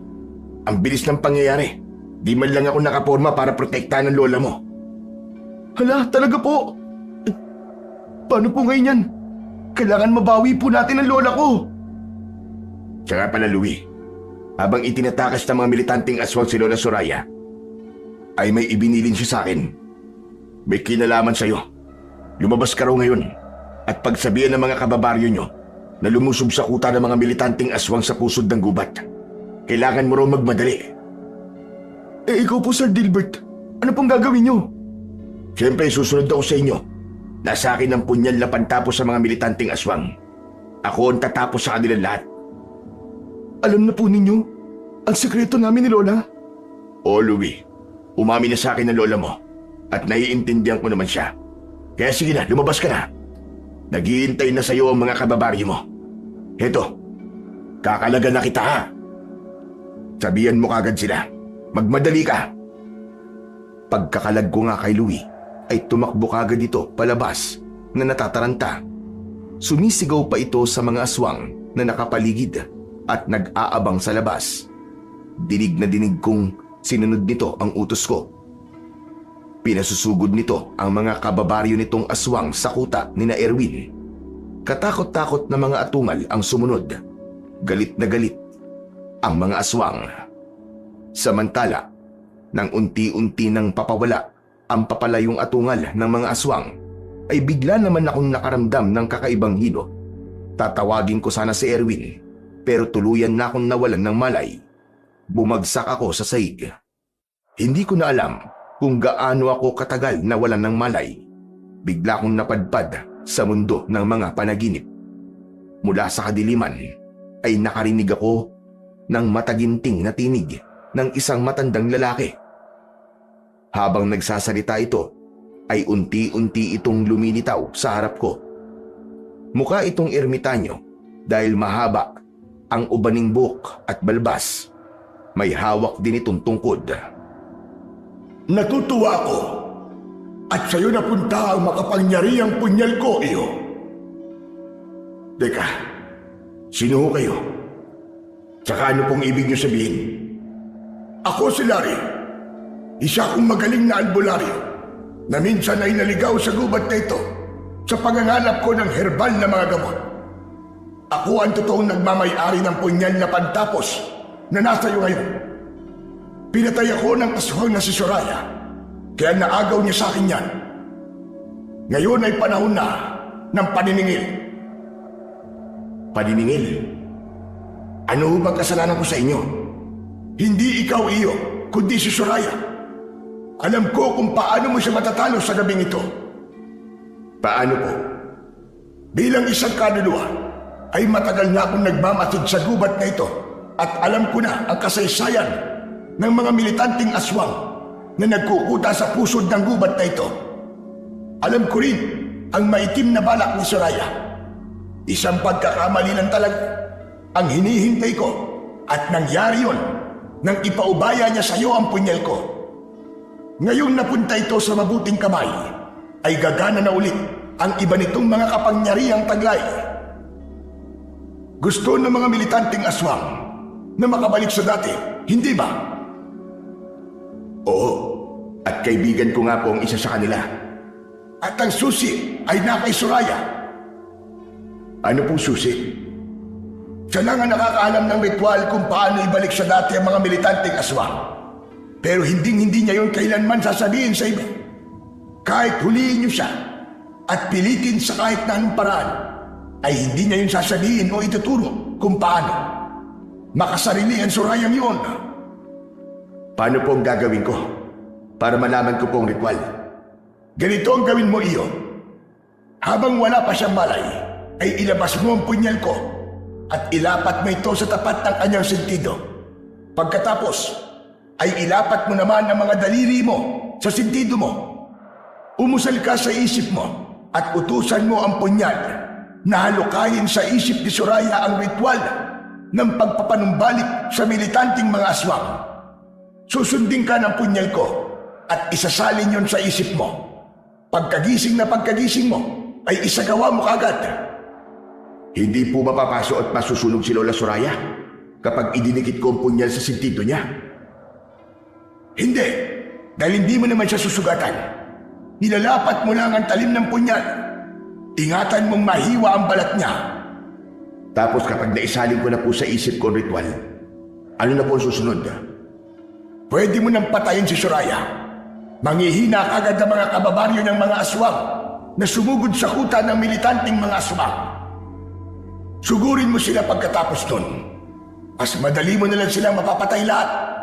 Tapusin mo sila gamit ang aking punyal. Walang ano-ano. Habang nagsasalita pa si Mang Larry, ay biglang may isa pang lumitaw sa tabi nito. Nagulat kami pareho nang makitang si Aling Soraya ito. Nakapasok rin siya sa panaginip ko. Aha! May binabalak pa na kayong dalawa. Sabi ko na nga ba, mabuti na lang at kahit tulog ako, ay napagala ko pa rin ang espiritu ko. Pues, hindi kayo magtatagumpay sa binabalak nyo laban sa akin. Mabilis sanang maglalaho ang espiritu ni Lola Soraya. Pero mabilis din itong sinunggaban ni Mang Larry. Makaraan ay inutusan niya ako. Gumising ka na, Iyo. Dali, isagawa mo na kagad ang sinabi ko. Gagawin ko ang lahat para hindi mo na siya kagad makatakas sa panaginip na ito. Para hindi siya magising kagad. Sige na, dalian mo! Napahingal pa ako nang agad akong magising. Natatarantang inilabas ko ang pang-spray ko para kung sakali ay makatulog lang ulit si Lola Soraya. Butik, naubos na pala laman ng pang-spray ko. Nako, kailangan ko nang isagawa kagad ang sinabi ni Mang Larry. Natatarantang pumunta ako ng kusina kung saan namin pansamantalang itinago ni Erwin si Lola Soraya na nakasilid sa sako. Nagtataka si Erwin nang makita kong nanginginig ng sobra. Anong gagawin mo, Dilbert? Saka bakit sobra ka natataranta at nanginginig? Tulungan mo ko, Erwin. Tangnan mo maigi si Lola Soraya at kukunin natin sa isip niya ang ritual para maibalik ko kayo sa dati. Seryoso ka ba? Paano mo gagawin yun? Sumunod ka na lang muna, Erwin. Saka ka na magtanong. Kailangan maisagawa na natin ito kagad. Nanginginig pa rin ang mga kamay kong inilabas ko ang punyal matapos naming mailabas sa sako si Lola Soraya. At matangnan ng maigpit ni Erwin sa mga kamay nitong pinagsalikop sa likod. Ilalapat ko na sana ang punyal sa sentido ng matanda. Pero hindi ko ito mailapat ng maayos. Nangangamba kung baka masugatan ko ang balat nito. Hindi pwedeng mamatay kagad si Lola Soraya nang hindi ko muna nalalaman ang ritual. Sa wakas, ay nag-concentrate akong maigi para pigilan ang panginginig ko. Medyo natagalan pa ako ng konti. Medyo umuungol na rin si Lola Soraya. Palatandaan na nagsisikap itong makawala sa mundo ng mga panaginip. Narinig ko pa ang mataginting na tinig ni Mang Larry. Bilisan mo, Iho! Lumalakas na sa Soraya! Nahihirapan na akong pigilan siya! Ito na po, ito na. Nakalapat na. Teka, sino kausap mo, Dilbert? Ako ba? Basta, saka ko na lang ipapaliwanag sa iyo ang lahat, Erwin. Pagkalapat ko ng mga daliri ko sa sentido ko at pagkausal ng dapat gawin ng punyal, agad-agad ay pumasok sa isip ko ang buong proseso ng ritual na kailangan. At eksaktong makumpleto ito ay siya namang biglang pagdilat ng mga mata ni Lola Soraya. Agad-agad ay nagpalit ito ng anyo, naging aswang at marahas na nagwala. Dahil hindi naman yun inaasahan ni Erwin, ay bigla nitong nabitiwan ang matanda. Mga pagahas kayo! Gayon, ay manalagot kayo sa akin! Humanda kayo! Biglang dinamba ng kalmot ni Aling Soraya si Erwin. Pero nakailag ang huli. Pero mukhang hindi magpapatalo si Lola Soraya. Naglaban sila ni Erwin. Hindi makakabalik sa dati ang mga militanteng aswang.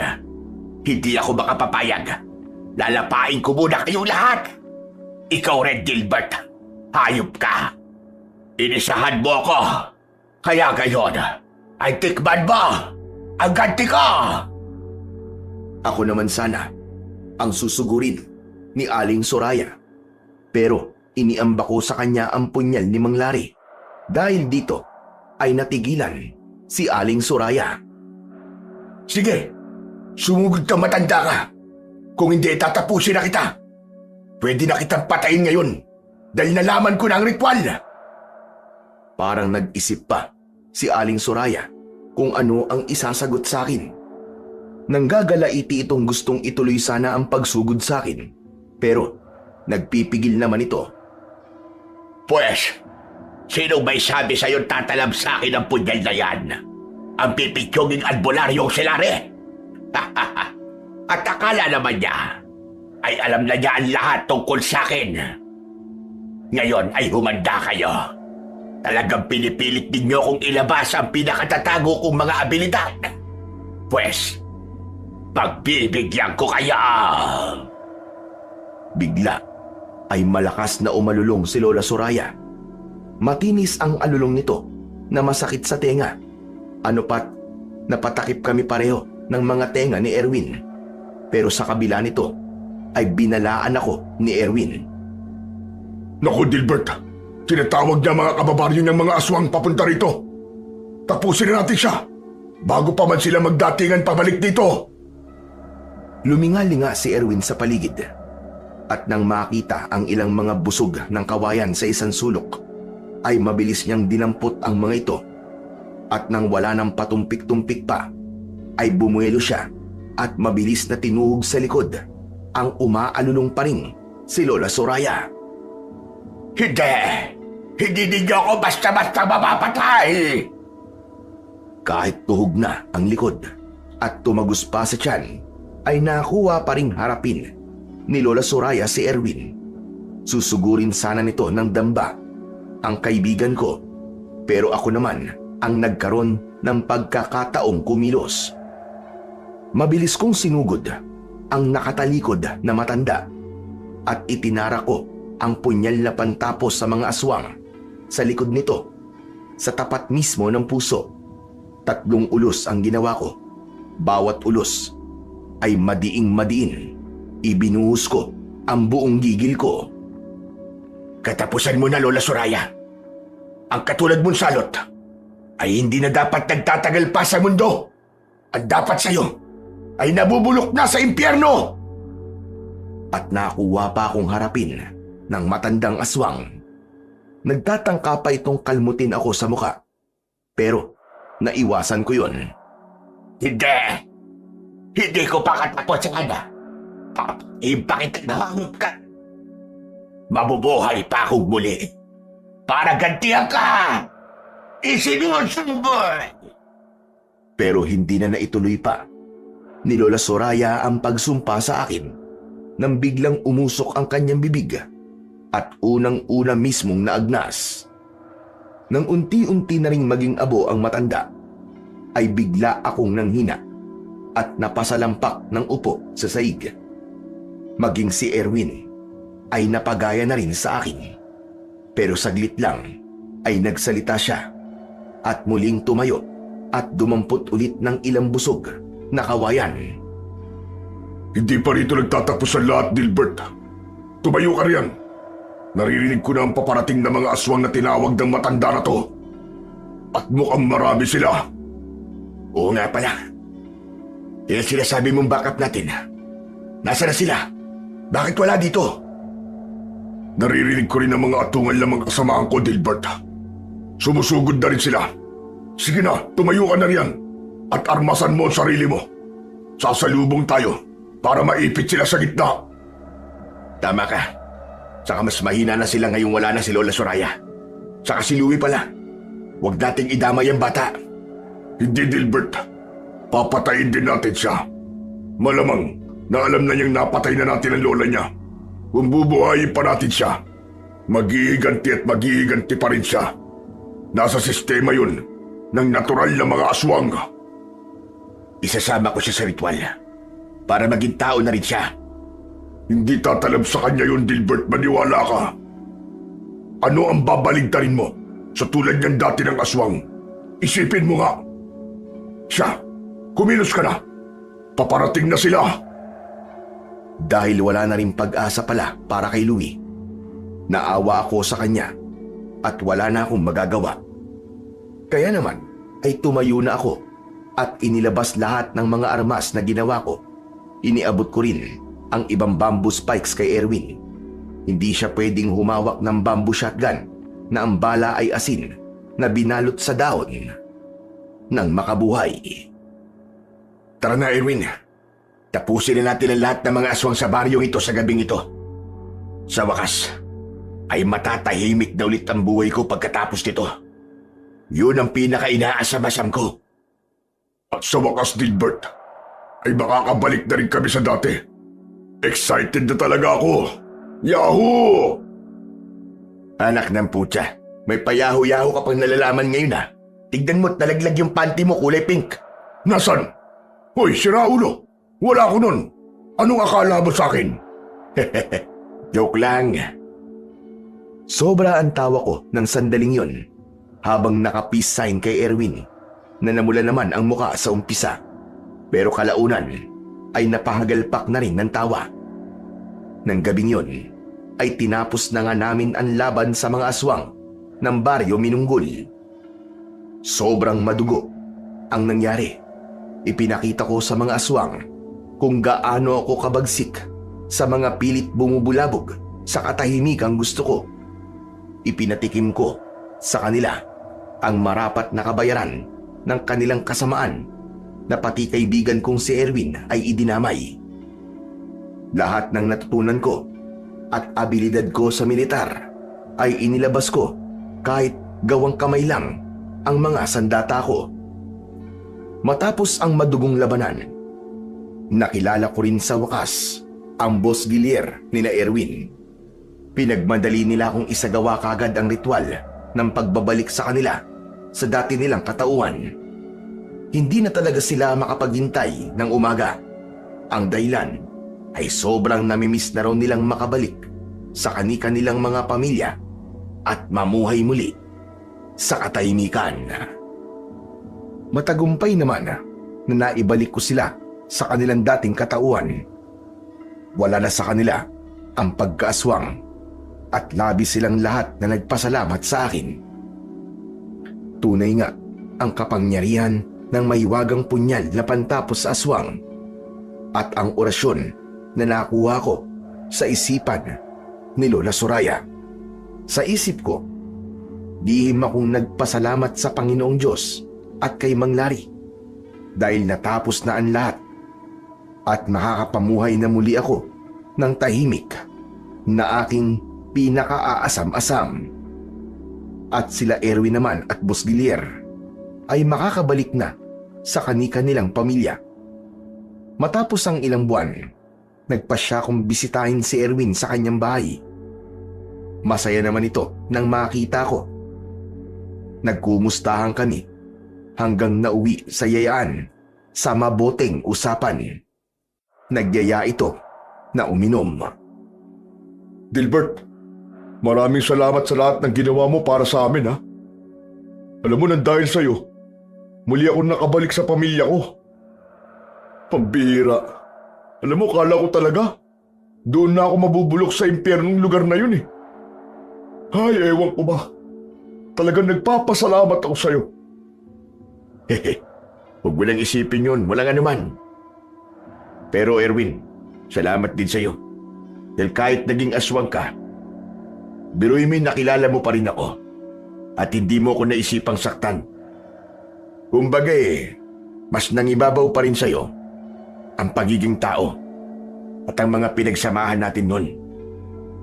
At ang pinakamahalaga sa lahat, kahit aswang ka, hindi nawala ang pananampalataya mo sa Panginoon.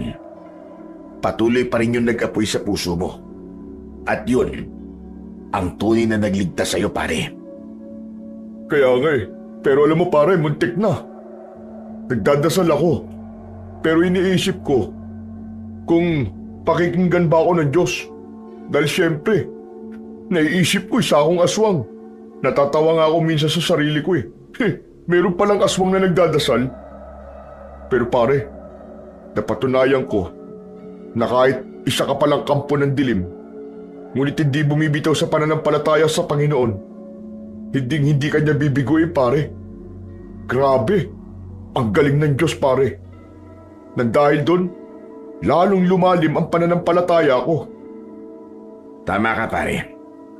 Dahil kahit gaano ka pa naging masama, ay may paraan pa rin para muli kang manumbalik sa pag-ibig ng Panginoon. Tsaka pare, alam naman niya na hindi mo ginusto yung nangyari sa'yo.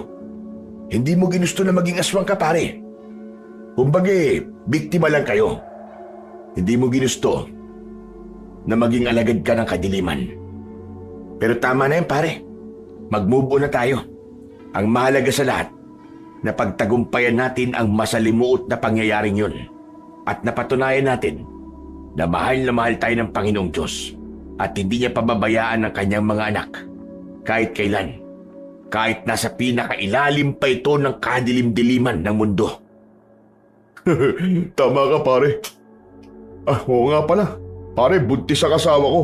Kapag nailabas ng bata at bibinyagan na, ikaw ang gagawin kong ninong, ha? Ops! Huwag kang tatanggi, pare. Bawal daw yun. Alam ko kasi, pare, malayo ang bahay mo . Kailangan mo pang lumuwas. Pare, matanong ko lang. Bakit ba ayaw mo na lang na tumira sa lungsod? Yung bang malapit sa sibilisasyon, malapit sa lahat. Nagtitiis ka rin sa gubat . Oo na, sige na, pumapayag na ako na maging ninong ng anak mo, pare. Congrats na kagad sa'yo. Yun sa tanong mo naman, na bakit hindi na lang ako sa syudad tumira at bakit nagtitiis ako sa gitna ng gubat. Pare, dahil mas gusto ko ang tahimik na buhay, pare. Kaya nga ako pumunta ron . Yung bang malayo ko sa ingay ng mga tao, pare, at sa mga busina na sasakyan. Yung bang malayo ako sa usok ng syudad, pare, at nakakalanghap ako ng sariwang hangin. Doon napapayapa ang utak ko. Yun lang ang dahilan ko, pare. Hayaan mo na ako sa desisyon kong yun. Huwag ka mag-alala. Palagi naman akong dadalaw sa inyo rito kahit malayo ko. Lalo na't magiging sarado magkumpare na tayo. Kung yan ang pasya mo, pare, di sige, suportahan na lang kita. Basta pare, kung may kailangan ka, magsabi ka lang sa akin kahit ano. Huwag ka di mag-alala, pare. Pag nagkaroon ako ng pagkakataon, bibiglain ka naman namin ng dalaw sa lugar mo. Ayos yan, pare. O sige, mag-inuman na tayo. Ikasa mo, isang tagay para sa tagumpay natin at para sa katahimikan ng buhay. Ayos! Tagay para sa tagumpay at katahimikan ng buhay! Pinatunayan po ng kwentong ito na ang tahimik na buhay ay isang kayamanang hindi nabibili ng kahit na anong halaga. Kapag ito'y nawala o ninakaw sa atin, doon natin napagtatanto kung gaano ito kahalaga na handa tayong lumaban kahit pa umabot sa sukdulan maibalik lamang ang katahimikang minsan nating tinamasa. Mas maiintindihan ito ng mga taong dumaan sa gulo at digmaan. Mga taong nasanay sa ingay ng putukan at takot. Para sa kanila, ang katahimikan ay hindi lamang kaginhawaan. Ito ay isang pangarap, kahit pa ang kalaban ay kasing bangis ng mga aswang. Handa silang humarap at lumaban. Masilayan lamang muli ang payapang bukas. Sa gitna ng ganitong katotohanan, nagpapaalala ang banal na kasulatan. Mas mabuti na ang may kaunting katwiran kesa sa masaganang kayamanan na may kaguluhan. Yan ang sabi sa Kawikaan 16:8. Sa huli, ang tunay na kayamanan ay hindi nasusukat sa dami ng ating ari-arian, kundi sa kapayapaang nananahan sa ating puso. Ang tahimik na buhay ay biyaya, isang kalagayang wala kang kinatatakutan, walang hinahabol, at walang kinikimkim na galit. Dito mo tunay na mararamdaman ang pagmamahal ng Diyos.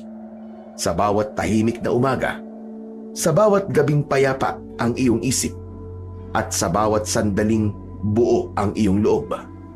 Sapagkat sa katahimikan, doon nagsasalita ang Panginoong Diyos sa puso ng tao, at doon natin lubos na nauunawaan na ang kapayapaan ay hindi lamang hinahanap.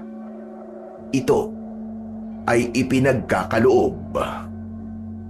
Maraming salamat po sa walang sawa niyong pakikinig at pagsuporta sa aking mga YouTube channel na The Voice Addict at mga kwento ni Apong Isaac.